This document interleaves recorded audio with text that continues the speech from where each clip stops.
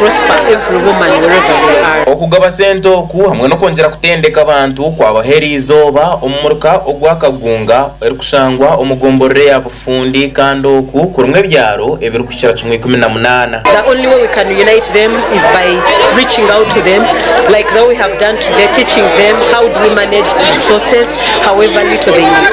How can we start up groups to help them? Ehureji obwahati yayongera yagitaho ebindi byaro bibiri ebirikushangwa omumuruka ogwamugera kandi ebi birumwe cyari cya Murindi hamwe na Kashambya. We are giving them a seed capital of 300,000 and 100,000 to help them in the monitoring of their growth, which approximately per village is 400,000 with 480 villages. Okurujira ahamukazo munyishengero ahabwa district ya Rubanda honorable Proce akampurira begumisa okunagira ngo bagendereye kuyamba byaro ebirikushira 2028 ebirikushanga mu district ya Rubanda ubwo barikubegese myogeta yemwe nemwe eyemikono okubasa kurebeka ngo bayebisaho. Work together as a team so that they can prosper tomorrow, and I think with what we have done by education something will be done, but our main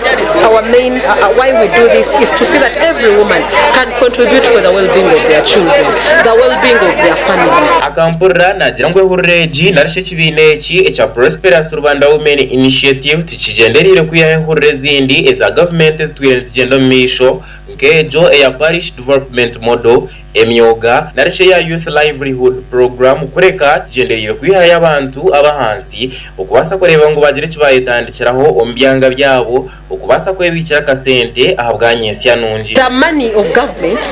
should be gone, they should get it, okay? Because actually this is another way that I'm educating them about the money for government. If you have seen the way we have been moving, I would tell them and emphasize, please go and pick the PDM money or even other monies, because this is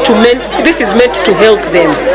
to educate them, because you cannot come and educate people and you don't show them how they move forward. Susan Mwesije oryo muhiwa bwenge wasako yashaba abantu bona abine mugabo musako okurebeka ngo barugayo kandi barekeraho emeze mibi erumungo kubasa kubane behakanisa na munonga ariye byo ko baragine na sako zo ko bigwizemwe mugabo cyo baso kutungura za sako zabo hamwe nebina bitari mwe na mwe ombyanga byabo. Waheza kunyaga no wanyaga village yon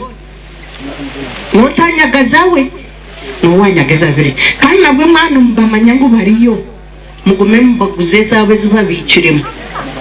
atakisha ayimwe metware ebiri akende metware 10 mukagiciriza yona mukajuma apana no mumanyango no munyaji mwene yaye nyagerere kanyagesha hoye. Abaturage omurko gwakagunga erikushanga umugombora eya bufundi bayiruka kushimerwa kwa manu munonga bwanyuma yo kutunga sentezi bari kugira ngo batwirene bakora ucweka ihembe okugira ngo batunge bishare by'amashomero ahabwa abana babo ngukonga hati batungo kwaturwaho tuyamba kugira ngo tubone imisoro fees z'abana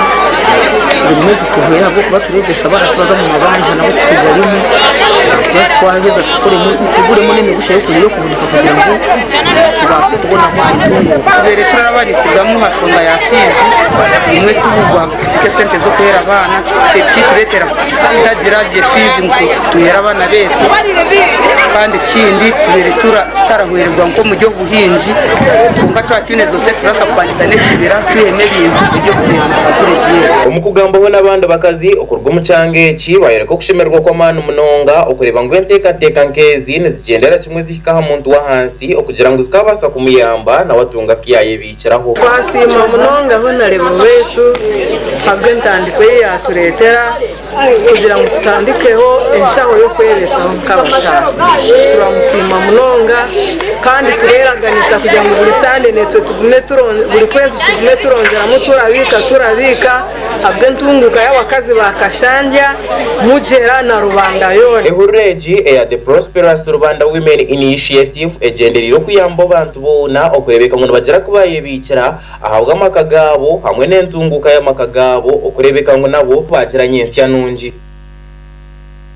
Mugandi habutwinire abantu kurwo mu cyaro echa Kasonge mugombora eya Kawanda district ya Sembabure bari ho mukwera rishirira